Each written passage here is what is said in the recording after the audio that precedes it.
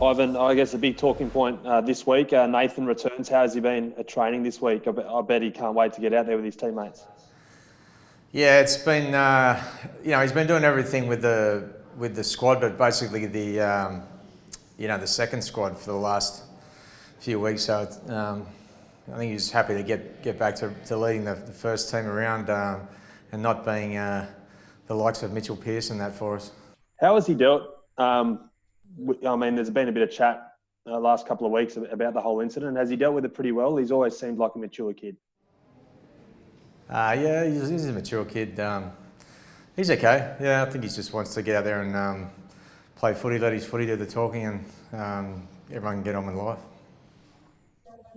Hey, Ivan, it's Emma Lawrence. Do you reckon that helps Jarome a lot too, I guess, taking the pressure off with that game management and then just allowing Jarome to sort of play what he sees and more his style of footy? Yeah, definitely, Emma. Nathan's his job is to move the team around and conduct our game plan. So he's doing that all the way through the pre-season in our early season games. I thought Romy did a good job last week, although we've got both Birdo and Romy still I guess trying to manage everything in terms of kicking and manage that. It takes a long time to be able to get used to and be able to organise that under pressure. So definitely good to have Nat back, and that should free up the other two boys to be able to just play what they see. Was that a tough decision? Did you consider starting Matt Burton with Nathan and then having Jarome come off the bench? Not really for this week. Jarome and Nat have played together for since they were kids, and they've got a good combination. I think they complement each other nicely. Having said that, Birdo certainly has done enough to warrant a spot in our side. So we feel like he can still add value, definitely, and he's certainly a player for the future that we think really highly of. So. But yeah, that's the way we're sort of always planned this combination to start the season anyway, and nothing's sort of shown us why we shouldn't keep going with that so far. How's Dylan Edwards? Will he be playing? No, we're going to leave Dill out for another week. He could play, but it was similar to Liam Martin last week, where Marto could have played, but in terms of injury, but just felt he hadn't quite done probably enough work. It's been a really unusual season, obviously, and through the COVID period, and so if you sort of have been out with the COVID period, then you're injured coming back. It's we just feel like it's another week of preparation. We'll be able to set him up for the rest of the season. So.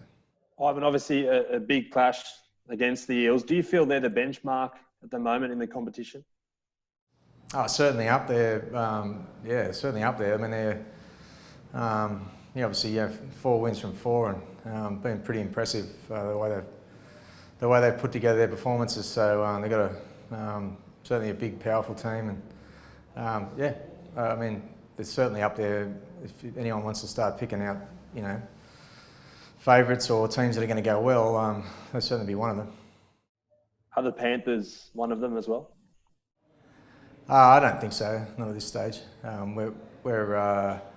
mentioned last week that we're definitely a work in progress, so I've changed quite a few things around here in the last 18 months, and we're just trying to build a foundation that's going to, hopefully we can build on from there. So same thing for this season, we're just trying to play a certain style of football that gives us a foundation and allows us to be competitive and grow into something by the end of the year. So good challenge for us tomorrow night, like a really good challenge for us, and we'll know a little bit more after how we go tomorrow.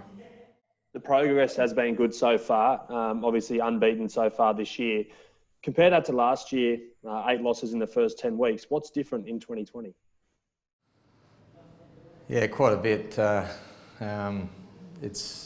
I said, we've changed quite a few things around.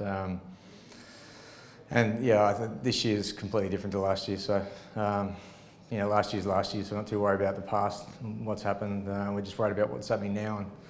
And happy with the way we're progressing, although, as I said, it's early days, and we'll know a little bit more probably over the next few weeks, to be honest, about how we're tracking. But looking forward to the challenge of playing a very good side tomorrow night. Yeah, Ivan, you said it's still a work in progress and you're just working on building those foundations. So what else do you need to see from your side, or what improvements do you need to see in order to become one of those benchmark sides? Oh, just, consistency across 80 minutes from week to week. That's probably the first thing that most sides will be looking for. With a young team, that's always a challenge. But just hopefully, we can play a style of footy that looks similar from week to week in terms of how we play and intensity about it. And then as that progresses, then each individual within that team and throughout the season progresses as well. So it's only, as I said, it's not only early days. The season's been interrupted as well. So I think everyone will know a lot more about every team. A little bit down the track from now. So as I said, just another game, a big game tomorrow to be able to push us along on our journey.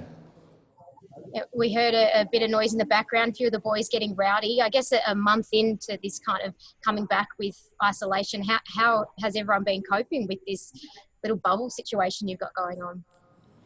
Yeah, well, it's a challenge, no doubt. Everyone's really grateful that we've got our competition back on, and we get to play and train and do all that. So there's no doubt that we're really grateful, but it's also challenging.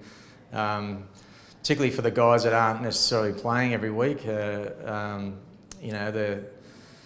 living in a pretty restricted world compared to their mates outside, and which again they're grateful for on one hand, but it's also difficult on the other hand when you're starting to see mates go out and whatnot, and just basically start living their lives a little bit more normally. So hopefully our little bubble can grow a little bit in the near future, so keep everyone's heads in the right place. Anyone you're getting sick of?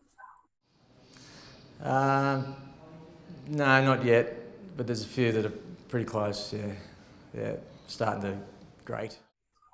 Jimmy Tamo, I believe, plays game 250. Can you put into words you mentioned the fact that it is quite a young squad. What does he bring from a leadership capacity? I thought you were talking about Jimmy Maloney then when you're talking about annoying people, but he's gone. So imagine if he was in this bubble. Wow. He'd be awful to be within a bubble. Now, Jimmy Tamo is, 250 games. That's enormous. He's an incredibly well-respected, not just player, but person around here. No one would have a bad word to say about Jimmy. I've loved seeing his development as a leader here over the last 12 months. I think it was initially when he got the captaincy, I think he was probably, I wouldn't say reluctant, but he was probably a little shocked, and he really had to dig deep to find the qualities that he, I suppose, needed to show on a daily basis, and he's done really well to a point now where it looks much more natural for him. I think he's got a lot more confidence in himself to be able to do that.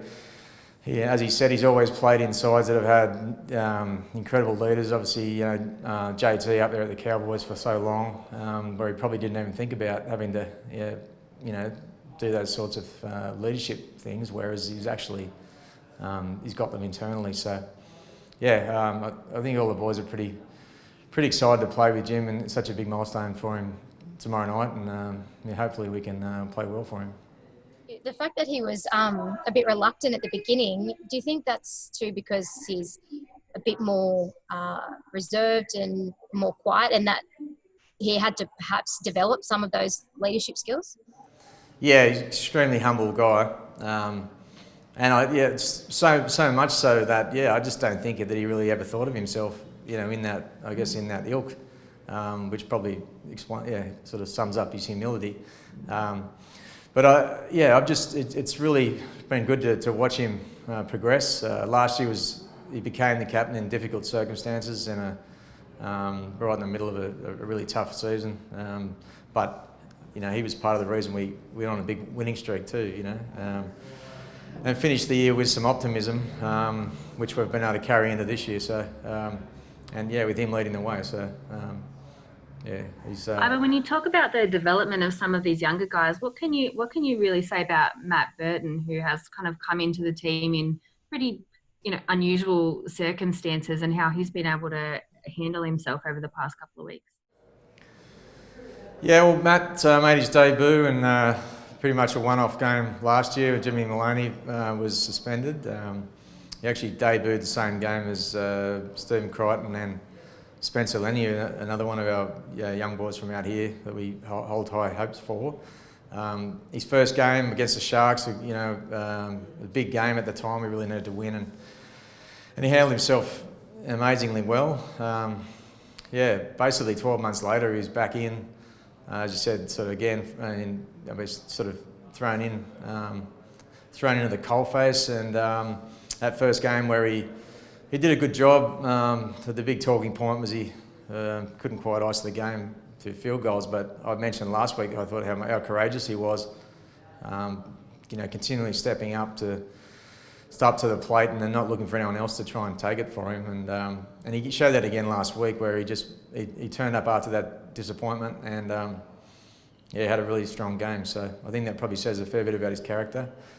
We think he's got a lot of ability, but he's very young and he's only just starting his journey. So, but he's certainly shown some good signs. Is that part of the reason why you wanted to keep him in the team, just of how much he's shown over the past couple of weeks? Yeah, I think he can add value to our team right now. So that's purely the reason. It's not so much about developing or anything like that. It's I thought he's shown enough in the last 2 weeks where, I think the way the game's going, I think he can add value for us. Ivan, you said it wasn't. Sorry, Pam. You said it wasn't that tough a decision to pick Jarome over him to start this week. What will make that decision tougher? What do you want to see from Matt Burton going forward? Oh, I hope it gets real. I hope it gets real tough. Yeah. I don't say that lightly, and I don't say it from the way he necessarily played. There's a whole lot of factors go into, why you pick, not necessarily why you pick players, but how you put teams together. But especially in spine, where a lot of it's around combination and personality and how that all works. So for Matt, he doesn't. He's just got to keep turning up and playing footy, training hard. That's all I want to see, and we'll take that as it comes.